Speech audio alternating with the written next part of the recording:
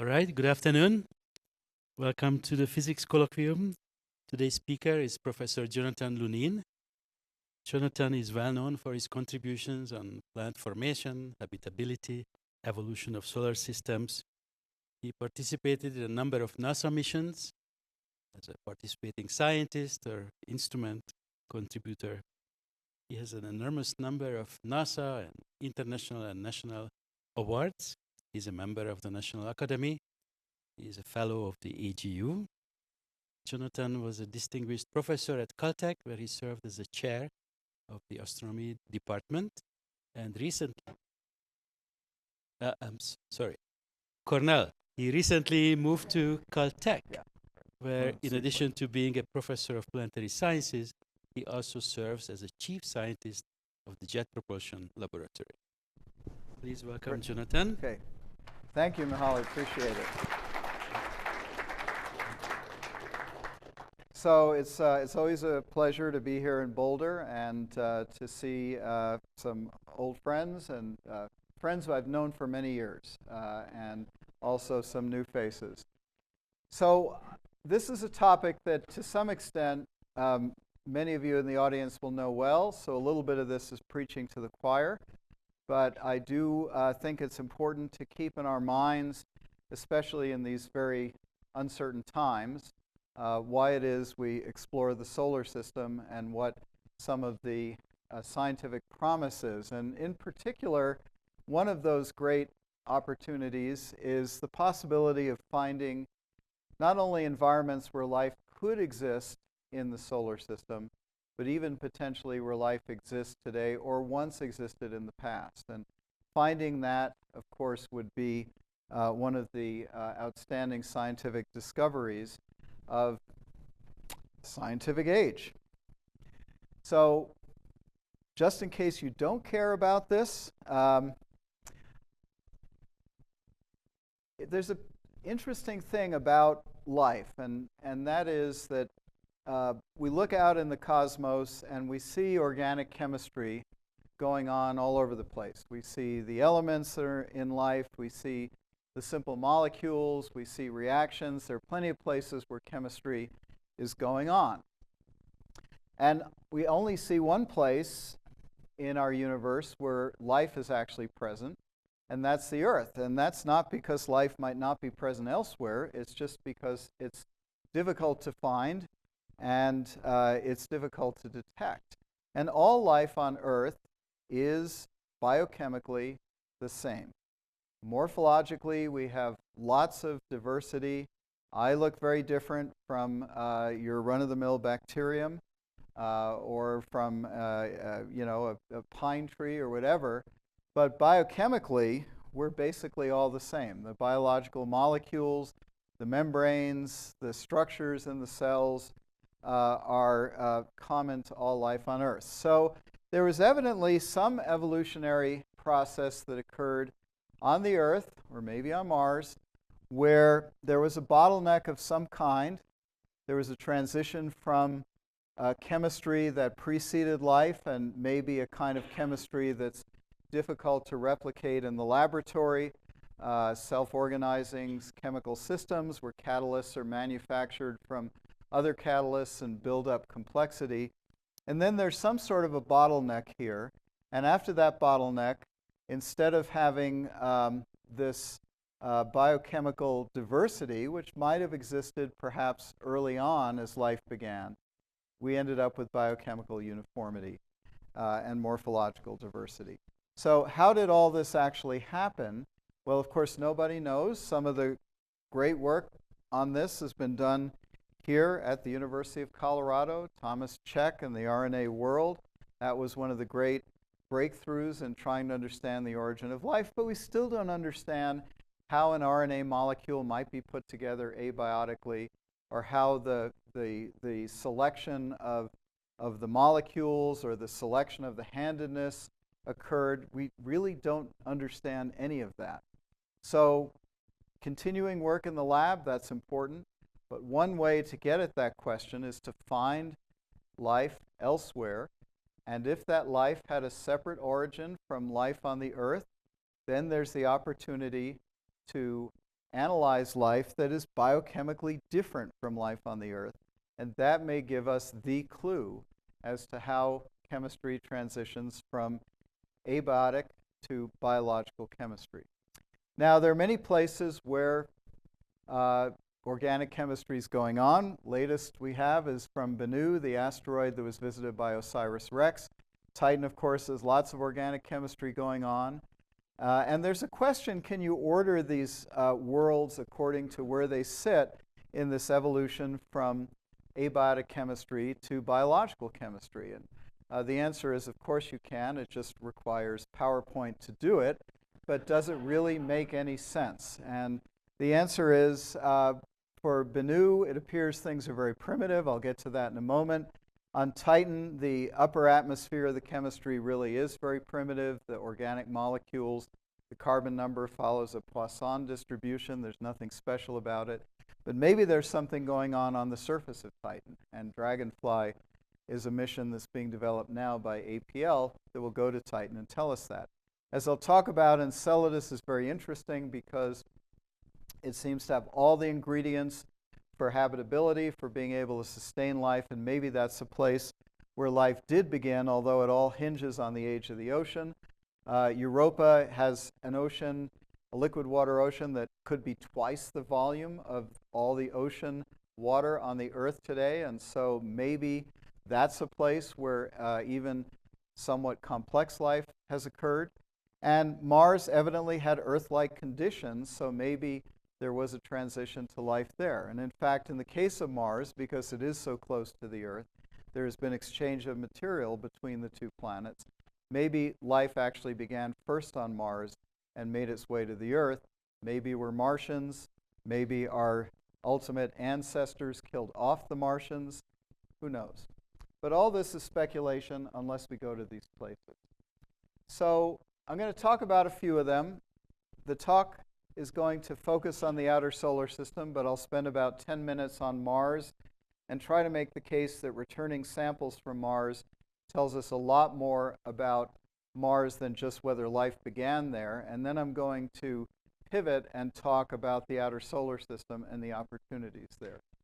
So one big question in solar system science is, of those places that seem to be able to support life or once supported life, how long do these places stay habitable? In the case of the Earth, we know that not only is the Earth capable of supporting life today, but there is a continuous fossil record that goes back arguably to 3.8 billion years ago, which is really amazing considering how the environment of the Earth and the environment around the Earth, including what the sun does in terms of its luminosity and heliospheric physics, the Earth has sustained its habitability. That's a remarkable fact. Mars, on the other hand, from all the spacecraft missions that have gone there, Mars was habitable at some point back in its early history and then lost that habitability, lost its atmosphere. Maybe it lost it because its magnetic field died away, or maybe it never had a magnetic field. But what's remarkable about Mars is we have the opportunity to actually document in a quantitative way when all of this happened and how it happened. And then for a place like Enceladus, which I'll close with, it has a liquid water ocean. It has material coming out of that ocean. But is that ocean long-lived? Is it something that has existed for billions of years, or is it something that perhaps due to a transient episode of tidal heating has been around for maybe only a few million years? If you turn off all the energy sources and let the ocean start freezing, the latent heat keeps it liquid for a while, but only on a scale of millions of years. So how long?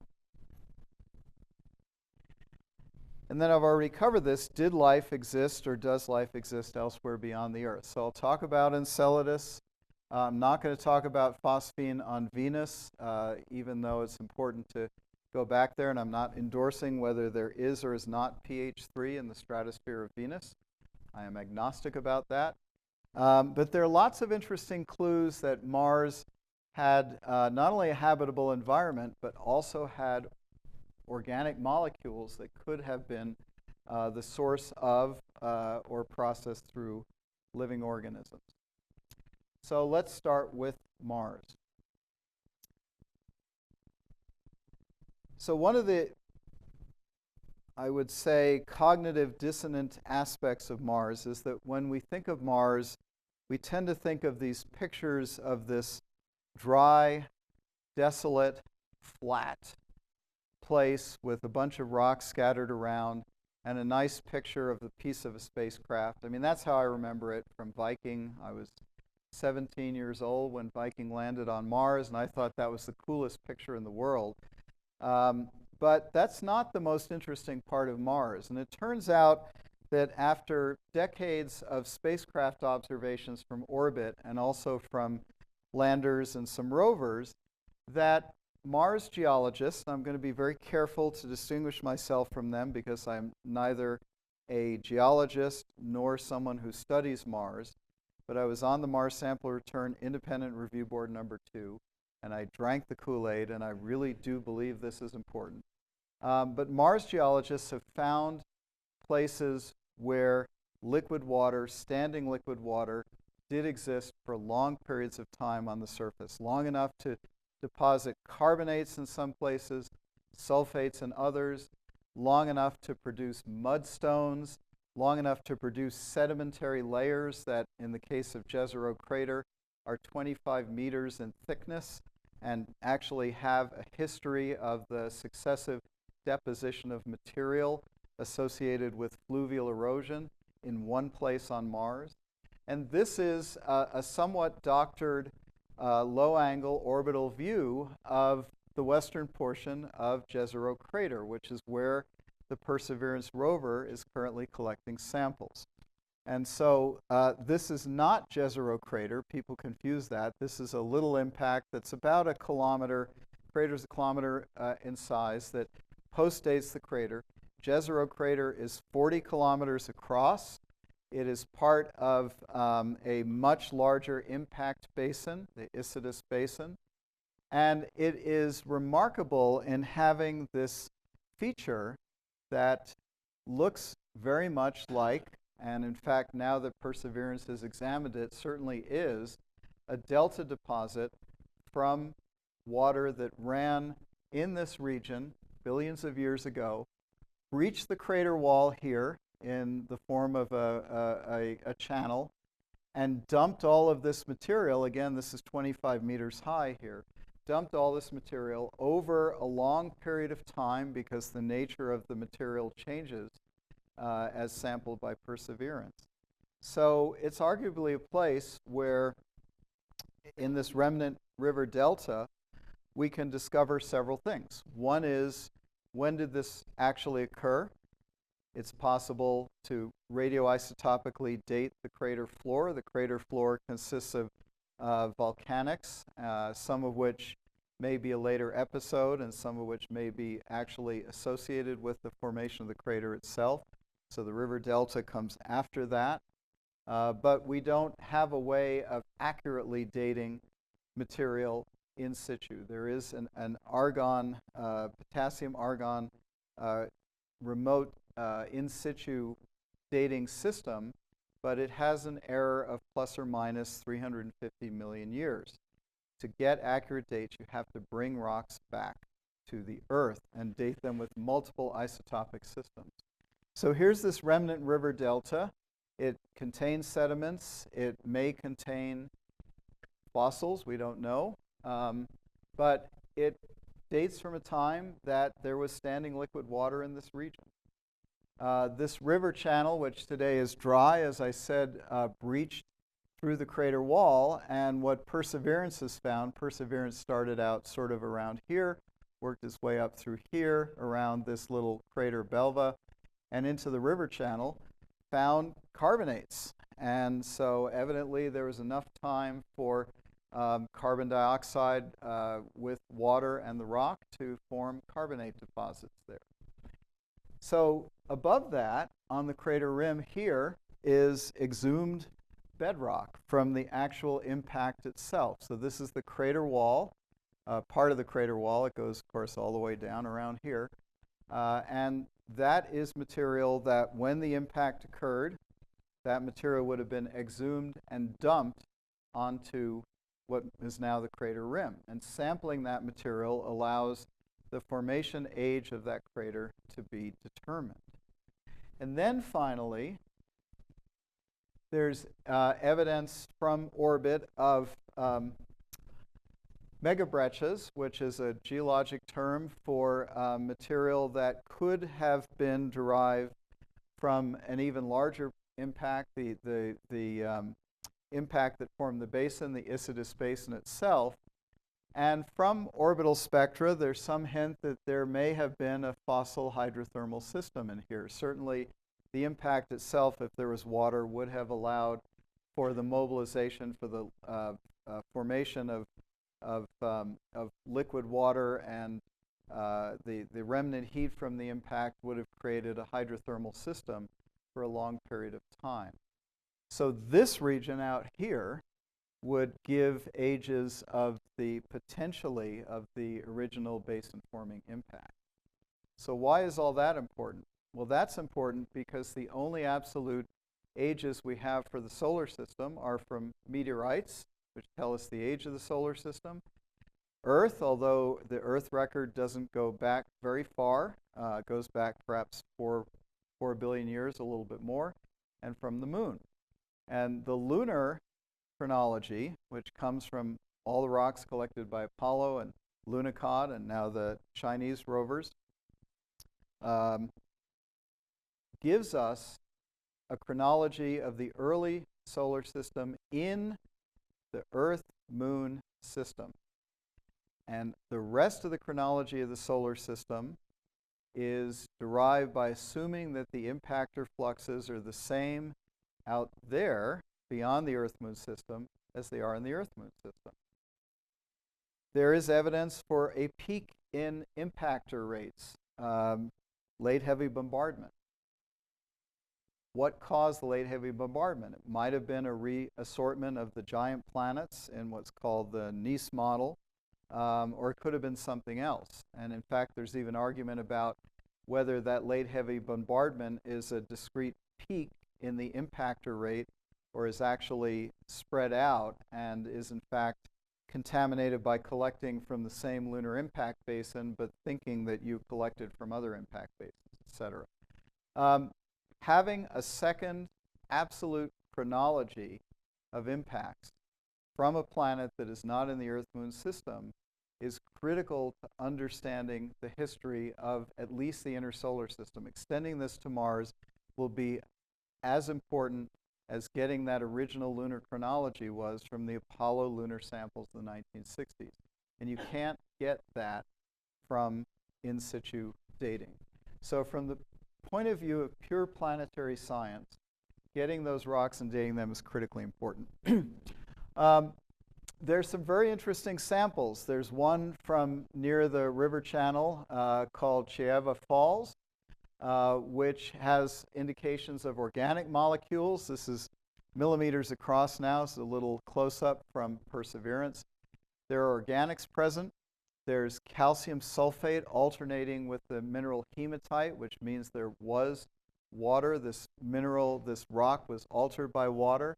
And there are interesting light patches surrounded by dark material, which has iron and phosphate in it, which is just what you would expect in a place where perhaps you have biological activity, maybe taking advantage of geological activity, and using the free energy associated with the redox gradients there to perhaps generate metabolism. All that's speculation, but it's speculation until you bring the samples back and actually determine what is inside of them. And this sample in particular turns out to be the most interesting because it's from this region at the interface between the river channel and the delta region and the crater rim. Requires big instruments to do this. And I already mentioned that as far as age dating goes, the in situ approaches are just not accurate enough. As far as understanding the organic inventory in those samples, Bennu And the OSIRIS-REx experience is an excellent analog. So in the Danny Glavin et al. Paper from this year, they identified 13 of the 20 biological amino acids. They were also able to determine the handedness, and remarkably, they're 50-50, even though in meteorites it's more like 60-40 or 70-30, left versus right-handed. And what's important about this is not only that amino acids, of course, are the building blocks of proteins, but also the building blocks of DNA and RNA were also found in the Bennu sample. In fact, all 5 of them, the 4 that are in DNA, and then the 1 swap out in RNA, uracil, swapped out for thymine. To get this kind of data required complex sample preparation and analytic sensitivity that's just not practical for in situ analysis of Mars. It may be for a place like Europa where there is more, or Enceladus where there's more organic material. It may not be, but at least for Mars it's not. Curiosity rover, the other rover at Gale Crater, identified sulfur-bearing organics.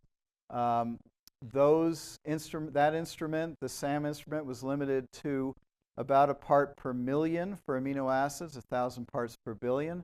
Terrestrial labs can measure down to 1/10 of a part per billion. Bennu, the amino acids range from 5 to 750 parts per billion, but that 750 was glycine, which is the most abundant amino acid produced in an abiotic sample. Everything else was down in this sort of tens to few parts per billion. And so to even detect that required coming back to the Earth. And then if you're trying to determine left versus right-handed, your sensitivity is even less. So the bottom line is I have a T-shirt. It says get the samples. These samples are scientifically selected by geologists using a mobile platform that can drive kilometers, using in situ analysis that gives whether indications of the elemental composition and so forth. This is a carefully designed experiment. It is not the same as dropping onto the surface, grabbing a sample with a scoop, and taking it back to Earth. So this is a priceless sample, and we need to get it back. All right, that is the end of my advertisement for Mars. Let me go to the outer solar system. So let me start with Europa. I'll end with Enceladus. I don't have to end the Uranian satellites briefly. So Europa is a lunar-sized moon of Jupiter, which has about twice the volume of ocean water compared to that of the Earth. But it's mostly a rocky body, and I'm sorry for the kind of funny colors, but grabs your attention. So the density of Europa is actually 3 grams per cubic centimeter, so it's like a silicate body, maybe hydrated silicate. The water layer is a very thin part of it. So this is mostly a rocky body with a thin shell of water. And it turns out that most of that water is actually liquid water. In fact, the upper couple of 100 kilometers probably looks something like this, with an ice covering the liquid water underneath, and then it never gets deep enough to cross the ice 1, ice 3 boundary, so there's no high pressure ice stability here. So there is direct contact between the silicate bulk of Europa and the ocean, which is good. Galileo imaged these really amazing fractures, which suggested the crust has been broken and torn apart. Europa is very heavily tidally stressed as it moves in its eccentric orbit. If you're standing in the right place on Europa, you would feel that area rise and fall by more than 5 meters. And so, of course, the crust is going to get torn apart. But the reason we know there's an ocean under the surface doesn't come from photogeology. It comes from magnetometry. It comes from space physics, from plasma physics. And it comes because the magnetic axis of Jupiter is tilted relative to the rotation axis by a substantial amount, as you see in this image. So you see those field lines bobbing up and down relative to that oblique circle, which represents the equator of Jupiter and the orbit of Europa around Jupiter. So Europa, of course, moves around Jupiter much more slowly than the field lines, which are frozen into the planet, move around. And so they sweep through Europa, and it experiences a time-varying magnetic field. In fact, this magnetic field has significant higher order moments than just the dipole moment.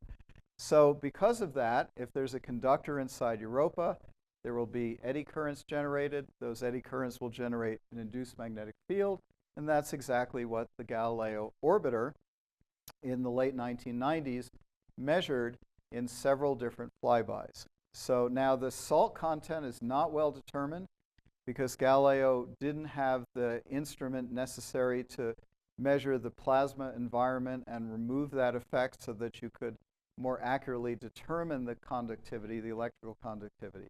But it did tell us there's a near-surface ocean, and so that has to be liquid water. It can't be an iron core. That would be too deep.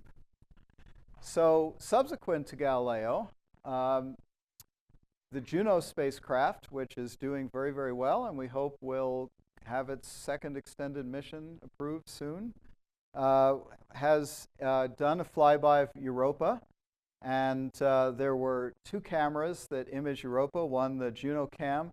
This is from the Stellar Reference Unit, or SRU, which is an engineering camera designed to take images at low light. It's actually designed to image the stellar field behind the limb of Jupiter to determine the spacecraft orientation.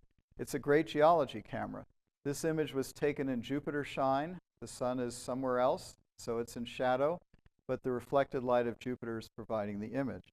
And this feature, which it was named the platypus by Heidi Becker and colleagues who analyzed this image. You can see the two eyes, the bill, and the body over there, definitely a platypus, is indicative of melting in the crust. In fact, when you take a Galileo image and the SRU image, which are at different angles, and put them together to make stereo, what you find is the body of the platypus is slightly domed, and that is precisely what you predict if you had a briny material that melted in the crust and then refroze again. So these are areas where the chaos terrains, the most heavily fractured, maybe the thinnest crust on Europa. These are places where melting is occurring, but most intriguingly, if you look up here at this ridge, you see these dark spots. And these dark spots are seen on other ridges by the Galileo, in the Galileo images, and they've been interpreted by Lene Quick and Matt Hedman to be places where there might be little plumes of material coming out. The water is deposited. If they contain non-water material, some of that may darken due to the very strong radiation environment at the surface of Europa and produce these dark spots. So here's a comparison of the SRU image from Juno and a Galileo solid state image, SSI image of another ridge on Europa with the same sort of features. So is this coming from the ocean? We don't know. What is that dark material? We don't know. Is it active today? We don't know. But there are hints that there's non-water ice material in these chaos regions, and those come from Hubble and James Webb Space Telescope data. So Hubble Space Telescope, of course, operates in the optical part of the spectrum. Samantha Trumbo and Mike Brown, when Samantha was a graduate student at Caltech, she was an undergraduate at Cornell, and actually did a project with me that wrecked her interest in planetary science. She went into oceanography at UCSD, but then decided she really liked planetary science, went to Caltech, got her PhD there, and then came back and did a postdoc with me at Cornell. And I didn't ruin her interest in planetary the second time. But what Trumbo and Brown and Kevin Hand did was they made observations with Hubble Space Telescope. They detected one spectral feature of sodium chloride, but not another. And then they went into the laboratory and irradiated sodium chloride and showed that the second feature that wasn't there would disappear under the irradiated environment that you would see on Europa. And with Hubble and its high resolution, they made a map of this sodium chloride salt. And lo and behold, it's concentrated in these areas outlined in black, which are the chaos terrains, those terrains with the platypus and other similar features. So that was published 2019. JWST was launched, and then data that was produced as part of a GTO program, Guaranteed Time Program of Heidi Hamel, which she made public immediately, was infrared data that included the region where carbon dioxide features would be seen. And so Trumbo and Brown, and then the original group that designed the observations led by Geronimo Villanueva, analyzed these data in parallel, and they both found CO2, carbon dioxide, and mapped it to be in those same chaos terrains. So this is not stuff that is sprayed onto Europa from Io, because it's correlated not with the spray pattern you get from the brown stuff that is sulfur-bearing material that is from Io.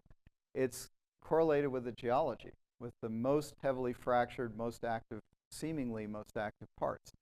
And so it looks like there is stuff coming out from the deep interior, presumably from the ocean, being deposited on the surface. And that's great news for the next mission that is on its way to Europa, and that is Europa Clipper, which is a JPL-APL mission. APL built the propulsion module, and JPL built the rest, and lots of universities and places built instruments. It is the largest planetary spacecraft ever launched. It doesn't look so big here, but it's the solar panels. The solar panels, this is a solar-powered, like Juno, a solar-powered spacecraft at Jupiter. And Juno pioneered the use of solar power, and Europa Clipper, with its larger power demands, has bigger panels. So Europa Clipper is designed to do a lot at Europa, including to find where and what these deposits actually are. So Europa Clipper will go into an elliptical orbit around Jupiter. Juno is in an elliptical orbit as well. That is in order to minimize the total radiation dose that each of these spacecraft get. Europa Clipper's orbit is designed to allow it to return to Europa over and over again. And so it will make, during its prime mission, 49 flybys of Europa, some at very close distance, and it has a variety of different remote sensing and sampling experiments on it. And this is a sort of a rough indication of where and what these different instruments do. So first of all, SUDA, which is from right here at the University of Colorado, Sasha Kemp's PI, that is a mass spectrometer. Mass specs is another mass spectrometer. SUDA is designed for dust, mass specs for gas, and they will be able to sample material evaporated off of the surface of Europa and sputtered, and if there are plumes, material in the plumes, if Clipper happens to fly through those. There are remote sensing experiments, an ultraviolet spectrometer, a visible imager, a near-infrared mapping spectrometer, which team I'm involved in. There's a thermal infrared device for looking for hot spots where warm, briny material may be breaking through. There's a radar system called Reason, and then the magnetometer is coupled to some Faraday cups to allow for the plasma environment to be determined and calibrated out of the magnetometry signal to get a much more accurate determination of the salt content, the electrical conductivity of the ocean. And then there is, through the radio science, a gravity experiment, which I'm also involved in. Now, I just want to give you, so I've already mentioned this, Global Web of Flybys. So MISE is a mapping infrared spectrometer. There have been 1, two mapping infrared spectrometers in the Jupiter system. One was Galileo NIMS, the other was the Cassini VIMS, which only did a fly-through of the Jupiter system. The radiation environment is intense. It makes the spectra very noisy, so MISE is designed to give the highest quality spectra possible under those circumstances. And it does that at the same time that it images the surface. So you can imagine what's called an imaging cube, where going from the front to the back is wavelength, and then you have the x and y axis here is some sort of an image. So in every image, you would get a spectrum. And I'm not showing a sample spectrum here, but here are some simulated slices. These are all simulated, not been to Europa yet. But MISE can detect salts, it can detect hydrated acids, it can detect amino acids, other kinds of organics. And I found out today there's a very interesting experiment which will being done in the lab of Jordan Fountain. Okay, thank you.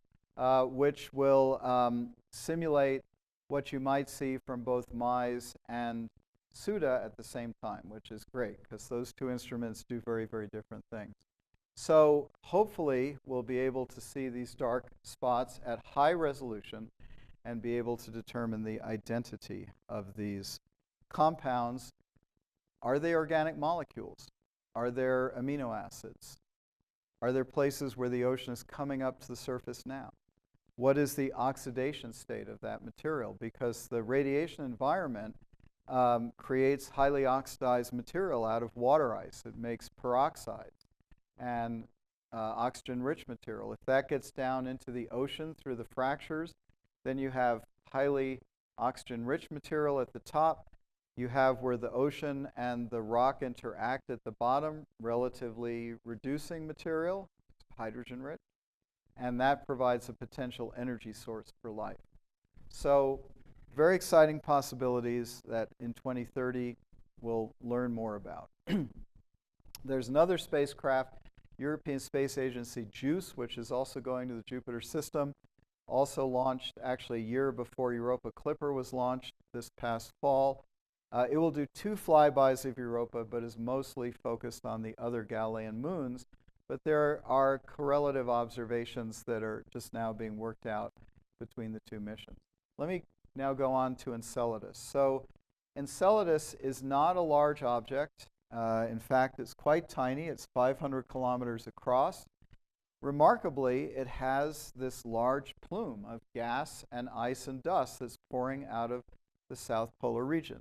Now, we're all taught in elementary planetary science that tiny bodies cool off more quickly than big ones because of the surface area to volume ratio.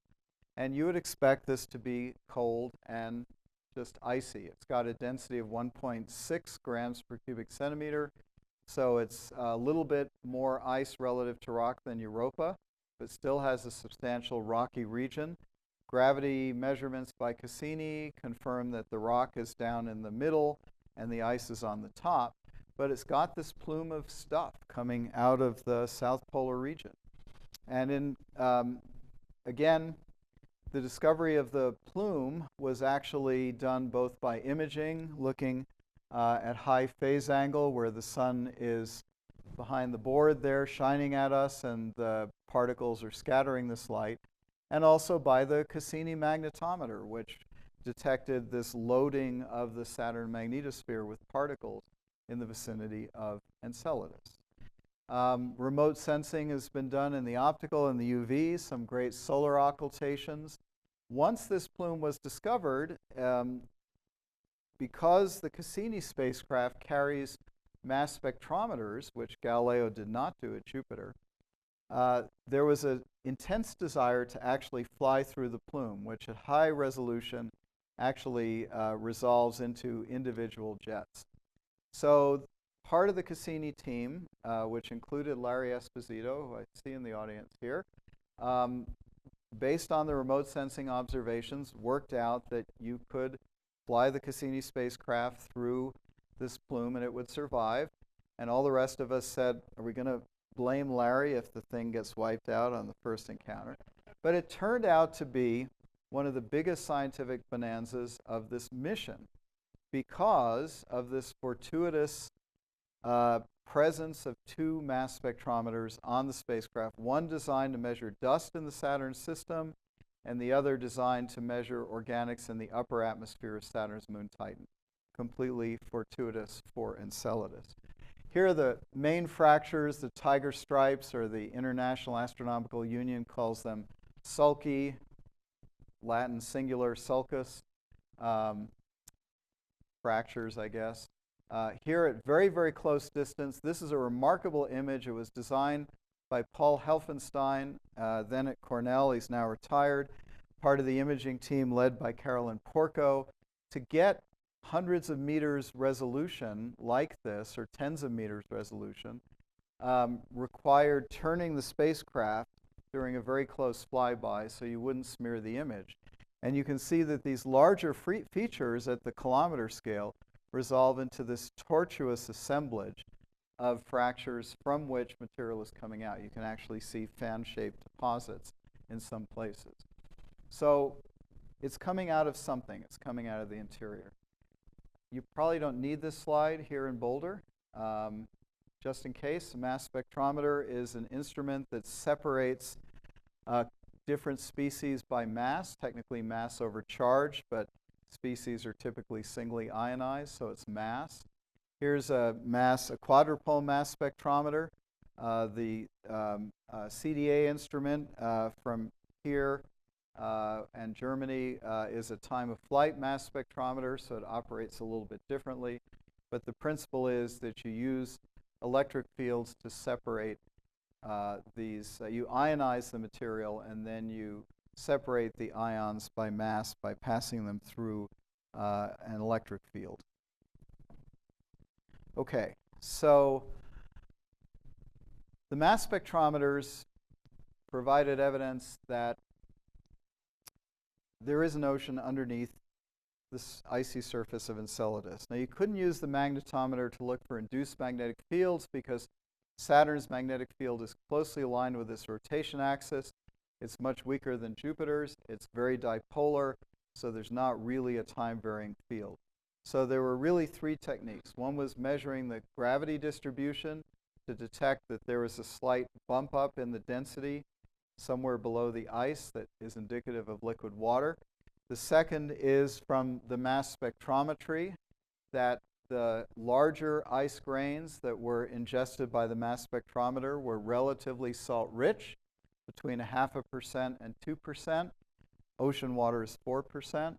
And that's not what you would get in ice. You have to flash freeze liquid water. So these grains shooting out of the south pole of Enceladus, going into the instrument as Cassini flew through the plume, were liquid water droplets that flash froze once they came into space.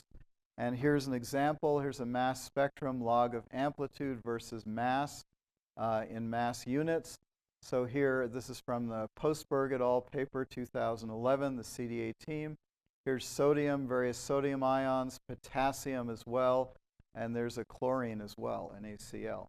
Lots of salt. But the other line of evidence came from libration. Libration is the rocking back and forth of a body that is in an eccentric orbit around a central gravitational source. Now, this is not Enceladus. This is the moon, our moon. But it's a kind of a doctored up GIF that shows the appearance of the moon from a given place over a period of a month. And as you can see, even though we're all taught that the moon has the same face toward the Earth, it's not quite that way. It rocks back and forth, and it does that because the orbit is eccentric. And so even though it's in synchronous rotation, when the moon, in this case, is closer to the Earth, it's moving faster. It's spinning faster around the Earth than the rotation around its own axis. And when it's at the far point of its orbit, it's moving more slowly. So it therefore appears to rock back and forth. That's called the free libration. If you have such an object and it's not entirely spherical, which will happen because of the gravity, you'll get a slight oblateness, then there's an additional libration which is actually caused by the torque associated with the object falling behind or going ahead in its rotation and its spinning relative to its orbital motion, and that's the force libration. So Radwan Tajuddin, at the time at Cornell, working with the Cassini imaging team, they measured the libration amplitude of Enceladus and found it to be 3 times what you would expect for a solid body of the mass of Enceladus orbiting Saturn with the eccentricity of Enceladus's orbit. So what that suggested was that what's being torqued back and forth is not the entire mass of Enceladus, but just an outer shell, a portion of the mass. And so you would get a larger angle because you're pulling on a smaller amount of mass. And he showed that that was consistent with the crustal thicknesses that come from gravity. So the crust is slipping over a frictionless layer, which would be a liquid water layer. Now, very recent reanalysis by Ryan Parks and colleagues have argued that the libration is actually smaller. I've not read the paper in detail. That may require reevaluation of this, but this at least is how I understand it at the moment. Okay, so there's an ocean underneath there. Is the material that is coming out in the plume coming from the ocean? We don't know, but the variety of materials that are coming out from very volatile hydrogen and methane to things like silica, salts, which you would get when rock and water react, suggests that this really is being sourced from deep inside Enceladus. There are organic compounds in Enceladus. This is, again, a CDA, cosmic dust analyzer, mass spectrum. This is signal amplitude. It's a time of flight mass spectrometer. This is another Postberg et al. Paper. So this is the time of flight of the ions inside the instrument going from one charge plate to the other and back again, and that translates to molecular weights, which are shown here. And you see here at high molecular weight, these are separated in mass by 12 or 13, which would correspond to carbon or carbon-hydrogen, which is just what you would expect if Cassini, slamming through the plume at somewhere between 7 and 10 kilometers per second, is breaking up the organics, and a lot of CH fragments would be produced. So that's heavy organics, and light organics, methane, ethane, so forth, were detected by the gas mass spectrometer, the INMS. Sean Shu, who's here in Boulder, found nanometer-sized silica grains in the E-ring, which is material coming from the Enceladus plume and being deposited into orbit. Here you see another mass spectrum. This is from the Shu et al. 2015 paper. You see the silicon-oxygen ratio is 1 to 2. That's silicon dioxide. The CDA also measures mass because the ice particles hit a collision plate that triggers the instrument to do the measurement, and the impact, the kinetic energy of the impact, because the velocity is due to the spacecraft, translates directly into mass. So these are tiny particles, and they're very, very constrained in size. They're almost a monodisperse, as if it's material that had been dissolved in this ocean and then precipitated out as it moved, as the waters moved to colder upper regions. And they calculated that you could only have this material in the ocean for, I think, weeks or months before you would expect particle growth. And so this is saying, number one, there's some sort of reactions going on at the rock-water interface. This could be one kind of reaction. And number two, the stuff is being ejected from that ocean relatively quickly. Now, Enceladus is a small body, so instead of being an ocean that's twice the volume of the Earth's oceans, we're talking about an ocean that has the volume of maybe Lake Superior, which is one of the Great Lakes. So this is small. All right, so this suggests there's some sort of hydrothermal processing going on at the bottom of the ocean, which is very exciting. But if silica is being made in this way, or sort of in this way, it could be a different set of reactions, you expect hydrogen to be liberated. And the other mass spectrometer, the INMS, which was in a paper led by Hunter Wade and colleagues, found molecular hydrogen that was correlated with the position of the fractures. And that's important because molecular hydrogen is also generated just by the collision of the water molecules with the instrument itself. And so the experiment had to be configured in a different way to distinguish between H2 from Enceladus versus H2 produced by the water molecules colliding with the instrument. So maybe it all looks like this underneath the surface of Enceladus. And if that's the case, maybe there's chemical energy. Maybe there's life. In fact, one of the key ingredients for life is phosphates. Phosphate bonds occur in RNA and DNA. They occur in the energy-carrying currency of life, ATP and ADP. And yet, of the cosmochemically abundant elements, if you plot the relative abundance of each element in biological systems relative to its cosmic abundance, where hydrogen is normalized to 1, phosphorus is the least cosmochemically abundant element, but is very heavily used in life. And so is it present in the plume of Enceladus? In a very, very recent paper by Frank Postberg and colleagues, well, not quite recent, 2023, they went back, looked at the data, and found evidence that some of the peaks in the mass spectra are indeed due to phosphates, and so phosphorus is present. So is life present? Well, the answer is we don't know, and we can't know from Cassini. You can play games. In the hydrogen discovery paper, the Waite et al. Paper, in the supplemental material, Chris Glein at Swery did a calculation in which he assumed that there were methane-generating microbes in the Enceladus ocean, methanogens. This is the summary reaction that they do. He calculated the expected abundances of these different materials in thermodynamic equilibrium versus what you actually see in the mass spectrometric data. There's a little bit of a complication because you have to take account of that it's dissolved and then in the gas phase when the INMS instrument detects it. So you have to worry about pH, but there are also constraints on pH from the Cassini data, from the CDA data. And then he plotted the departure from equilibrium, which is this apparent affinity, which is energy per moles of methane, versus the hydrogen to water mixing ratio for different pHs. The blue box is the pH range acceptable from Cassini, and the hydrogen range acceptable from Cassini.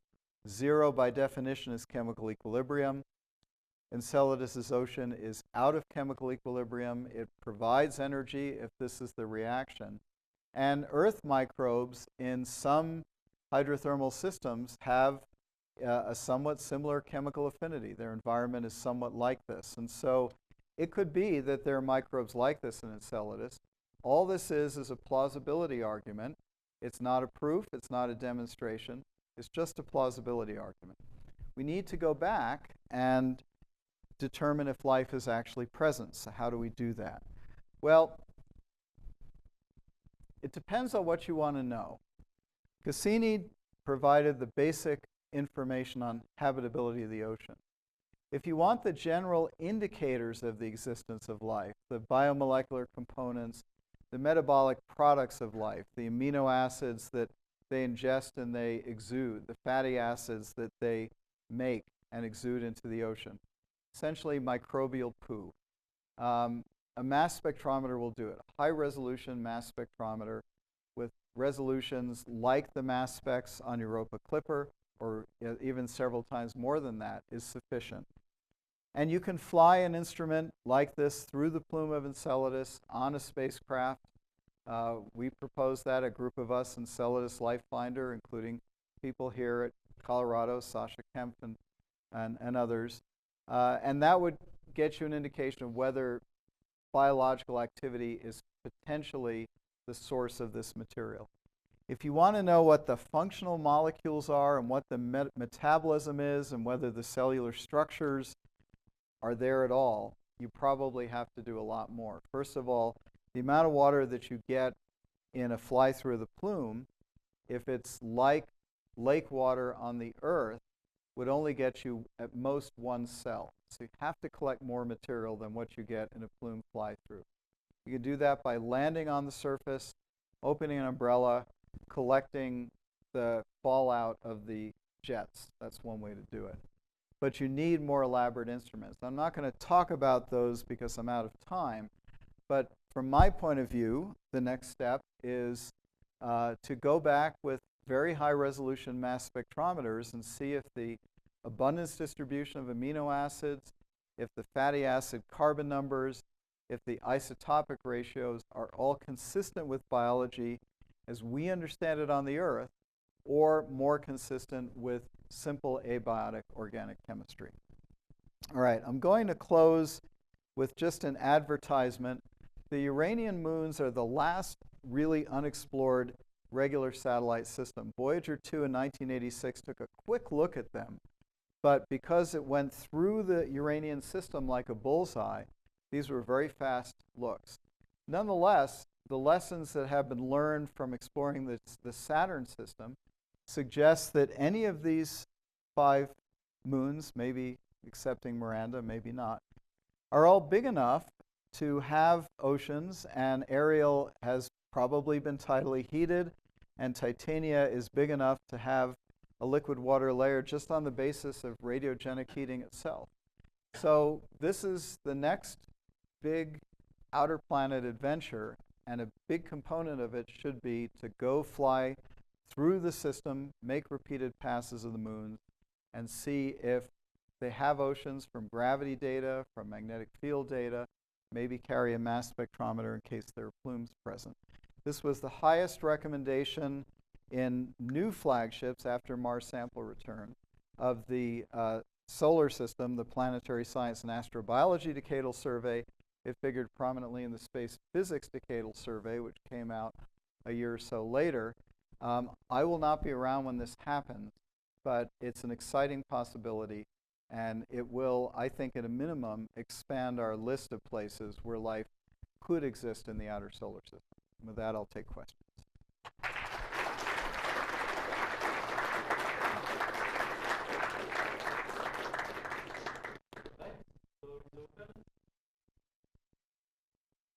By the way, I have, if anyone's more interested in Mars sample return, this is a great article by Hat McSween and colleagues explaining more of the Mars sample return arguments, so feel free to take one if you wish. Okay. Yes. Okay.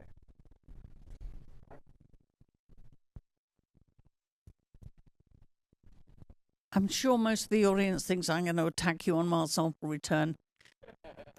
I'm just going to roll my eyes.